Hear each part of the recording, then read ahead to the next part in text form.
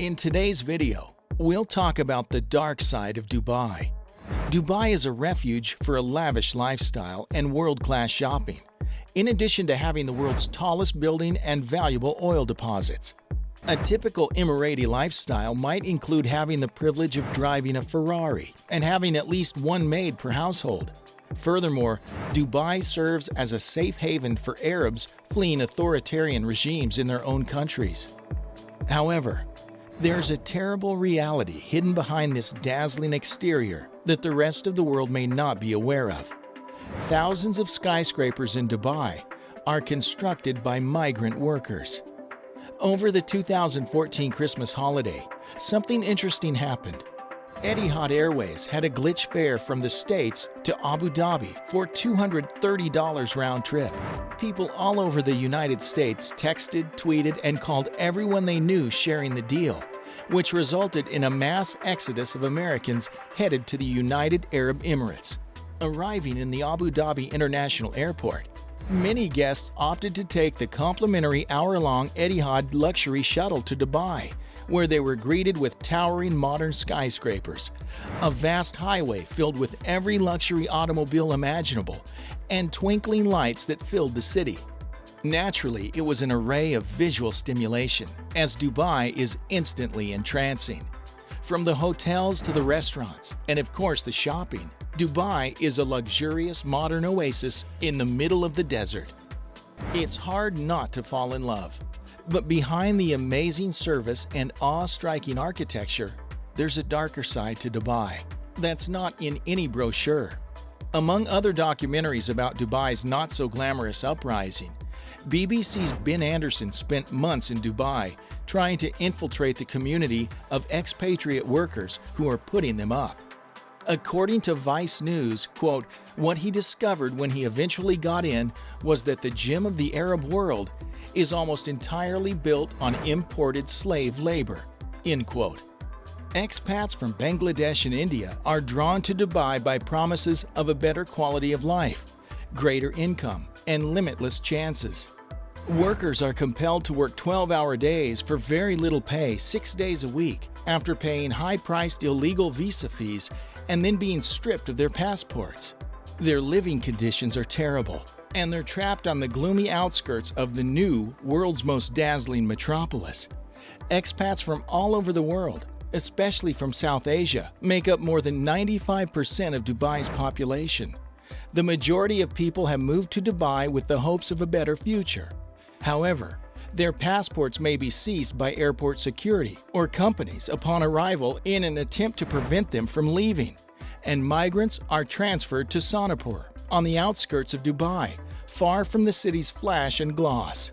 In the most basic accommodations, more than 5 people live in a tight room with limited access to power. Workers frequently become ill since the water supply in the camps is not purified.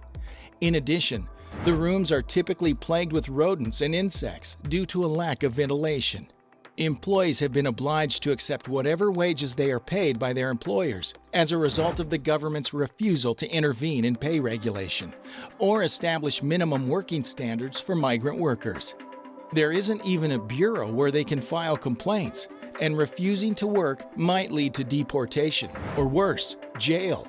Migrant workers are also compelled to work in oppressive heat, with temperatures regularly exceeding 50 degrees Celsius. The government closes down tourist attractions during excessive heat, but workers are required to continue working. As a result, it is unsurprising that the suicide rate among the Asian community in Dubai has been rising in recent years. On average, there are roughly 2 occurrences of suicide per week, all of which are committed by migrant workers. Local Emiratis have gotten numb to these catastrophes, according to a reporter for The Guardian. Ignorance of the harsh working conditions of expatriates makes Dubai look like it has no compassion for the Asian migrant workers. It seems now that economic expansion is the sole priority for this capitalistic society, as behind the facade of elaborate buildings, there lies the hidden horror of the reality of the migrant workers, which may as well be classified as modern-day slaves. This is the deplorable truth that Dubai has been desperately trying to whitewash ever since. Dubai is like an unpredictable Tinder date in real life. It's on its best behavior at first. In a gleaming red sports car, it will speed you through the majestic 12-lane Sheikh Zayed Road, the Burj Khalifa, the world's tallest building, and the magnificent version of Las Vegas's Bellagio fountains will subsequently be shown to you. You might even get to swim with a shark in a hotel aquarium if you get a third date. However, until you move in, the real Dubai will remain concealed. The secrets will slowly reveal themselves after you have the keys to the door, making you feel uncomfortable, bewildered, and genuinely upset, just like the integrity of the city and its inhabitants. Dubai's past has also been buried under all the sand, metal, glass, and steel. Literally. Dubai Museum, now the oldest standing institution in the city, lives 2 levels below the ground, and it's the only architectural structure that narrates the true tale. When the British left in the late 60s, United Arab Emirates had just started to discover gold and oil in its land. The locals at the time were camel dwellers, clueless and uneducated about what to do with the literal pot of wealth. To fix this remarkable confusion, one Emirati among them, hailed as Sheikh Maktoum, ambitiously decided to invite foreigners from neighboring countries and have them make UAE more livable. He promised a tax-free lifestyle in a desert in exchange for an image makeover, and has since managed to convince generations of non-Emiratis to call Dubai home. Emiratis make up only 11% of the population of the UAE as it stands now. Dubai's population has gotten significantly more complex as a result of decades of inequity.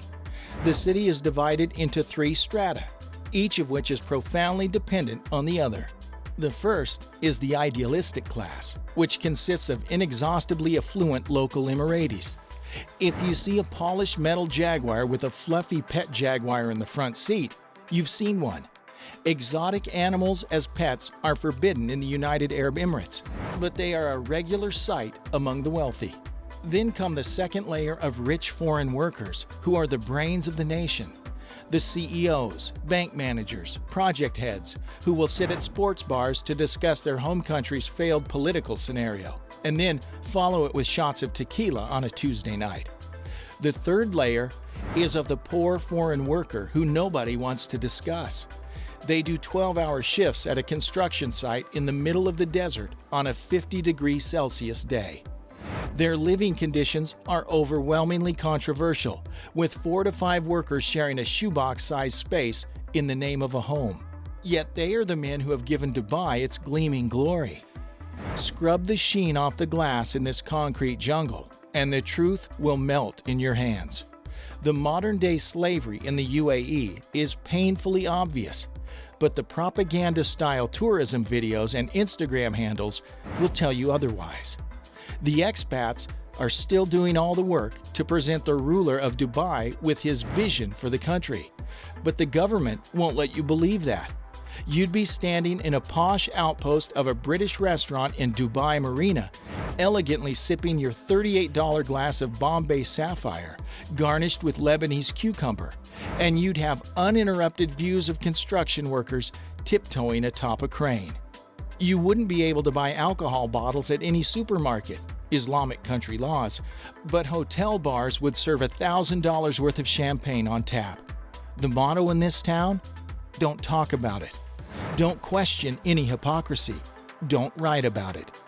Isn't it true that if you don't see something, it doesn't exist? When you first start experiencing the truth in Dubai, the expat community will teach you this. People are so obnoxiously inebriated in their own safe havens of 7-star hotels, Friday alcoholic brunches, and ladies' nights that they forget about the realities of this area of the world. This is the adult version of Disneyland. If you can't play with toys in your native nation, make a home base within its superficialities, where you'll never have to doubt its virtue or your own conscience. A generation of millennial Emiratis is being rewarded for existing, in between the breezy white robes and the dark burqas. The government pays for your schooling if you're a young local. When you marry, you are granted a mansion. The abode is accompanied by an army of helpers: maid, chef, nanny, driver, personal trainer. All of your vacations will be paid for. From rotating hotels to flying taxis, Dubai cannot be stopped with its daily announcements of how can we do this better than anyone else. There is no doubt that Dubai is definitely a must-see destination, but their methods of attracting and retaining workers must change. Have you been to Dubai? Tell us about your experience in the comments below. If you enjoyed this video, please push the subscribe button and hit the notification bell for you to be updated with our new video.